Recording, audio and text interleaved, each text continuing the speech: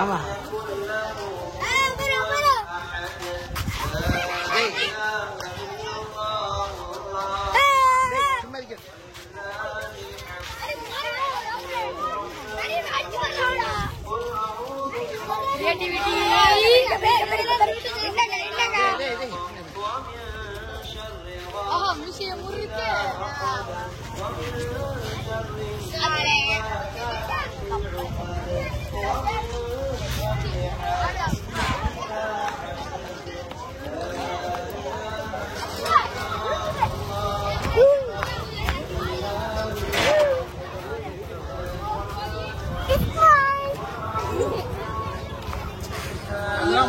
Maria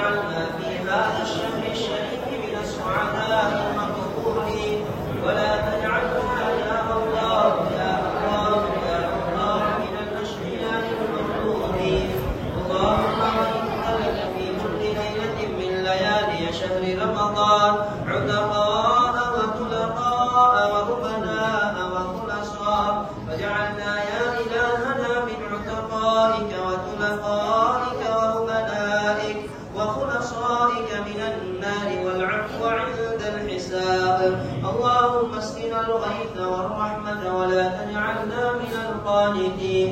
اللهم اسقنا الغيث والرحمة ولا تجعلنا من القانتين. اللهم أصلح لنا ديننا الذي هو عصمة أمرنا، وأصلح لنا دنيانا التي فيها معاشنا، وأصلح لنا آخرتنا التي إليها معادنا. اللهم اجعل الحياة زيادة لنا في كل خير، واجعل الموت راحة لنا من كل شر. اللهم إنك عفو كريم تحب العفو فاعف عنا.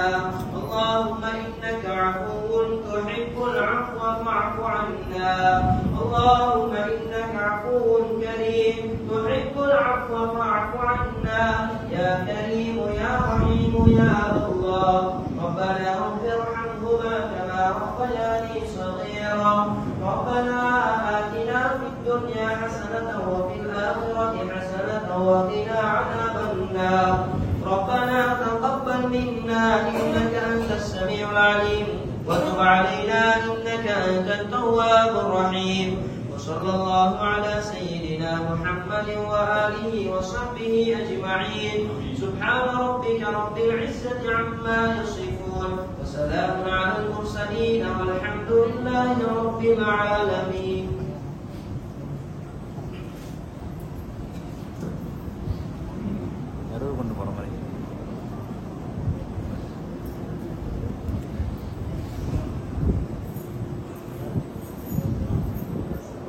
ada kamera.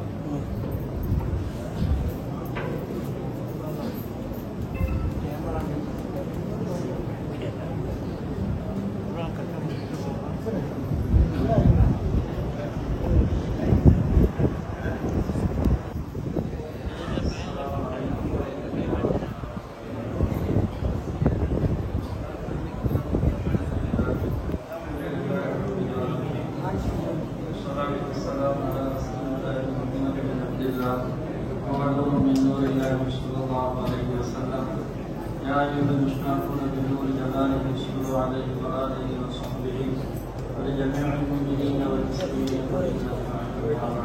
وأوصيكم يا عباد الله وإياي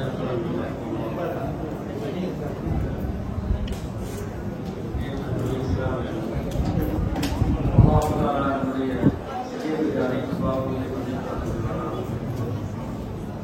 நம்முடைய உயிரின் மேலான கண்மணி ரசூலுல்லாஹி ஸல்லல்லாஹு அலைஹி வஸல்லம் அவர்களுடைய மேலான அன்பை ஷஃபாஅத்தை நசீபாக்கி தருவானாக. உடல் ஆரோக்கியத்தை நிரந்தரமாக்கி தந்து பொருத்தமான வாழ்க்கை வாழ்வதற்கு தௌஃபீக் செய்வானாக. திடீர் மரணங்கள் திடீர் ஆபத்துகள் சிறுவயதிலே மூத்தவர்களை கொண்டு ஆஸ்பத்திரியுடைய சிரமங்களுடைய தீவிலிருந்து அல்லாஹ் நிரந்தரமான பாதுகாப்பு தருவானாக. கண்ணியமானவர்களே, அல்லாஹ்வுடைய கிருபையால் குர்ஆன் ஓதி முடிக்கப்பட்டது.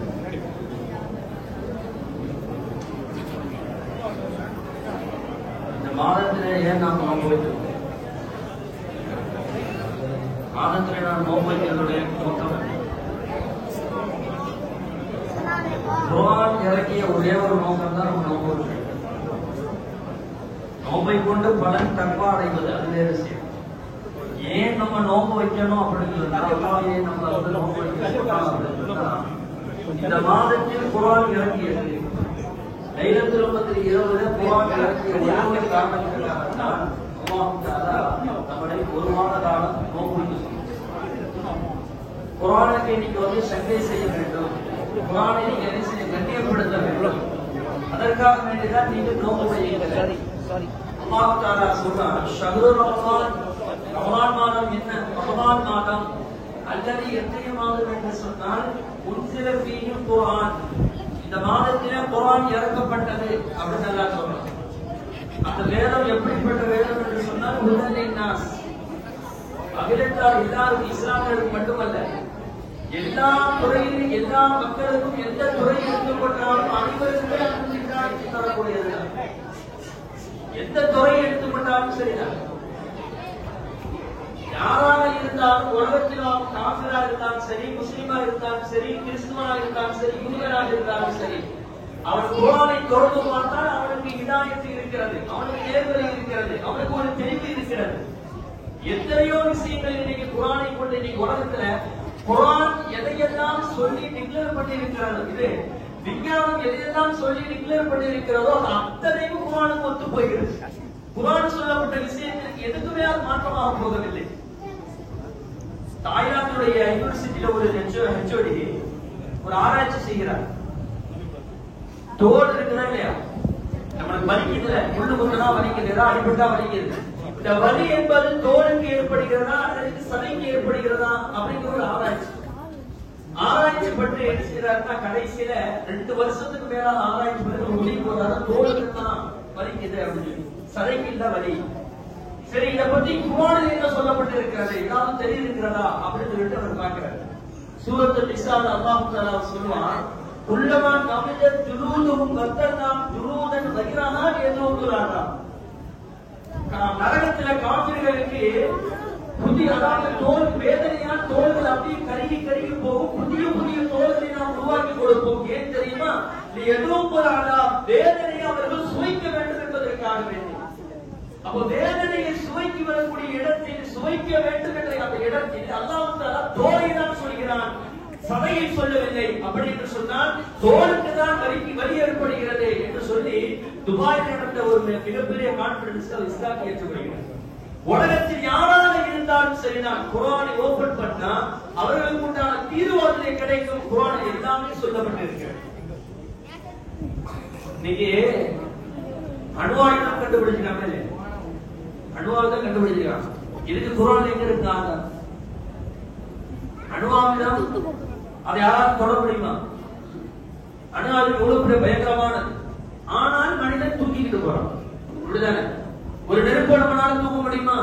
நெருப்பை விட பயங்கரமானது அணுவாயுதம். இதை எப்படி மனிதன் தூக்கிட்டு போக முடியும்? யானை படையை அழிப்பதற்கு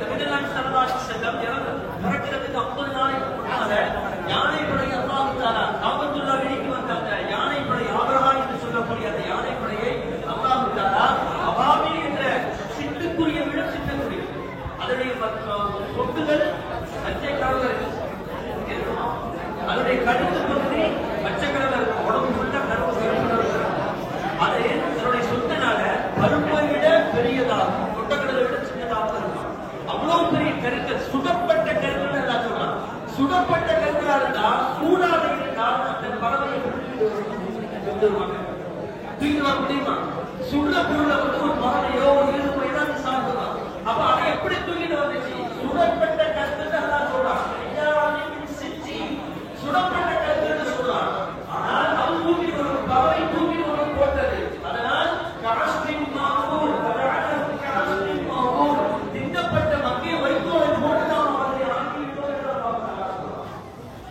சுடப்பட்ட கருக்களை சூடாக தூக்கிட்டு வர முடியுமா? முடியாது.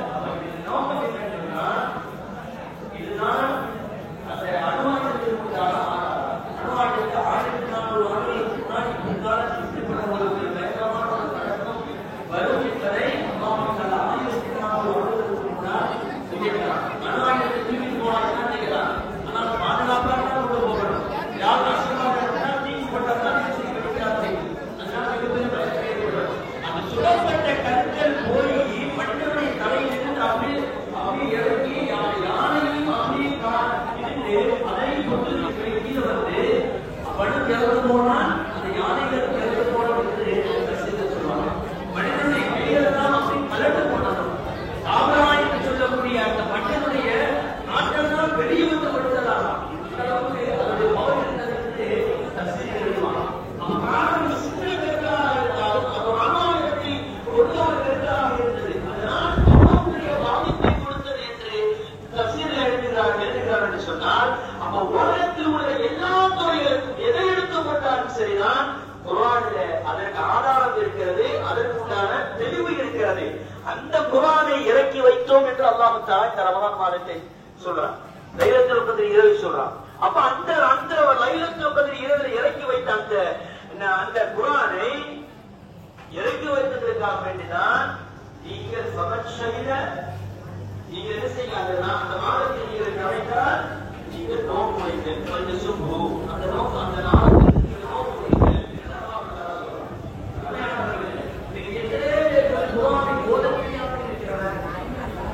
நம்முடைய சமுதாயத்தில் உலகத்தில் நபிகளாகி சொன்னாங்க, 23 ஆண்டுகள் ஓடி கொண்டிருந்தவர் அவருடைய நாவில் அன்றிடமும் அப்படியே நினைத்துக் கொண்டிருந்தவர்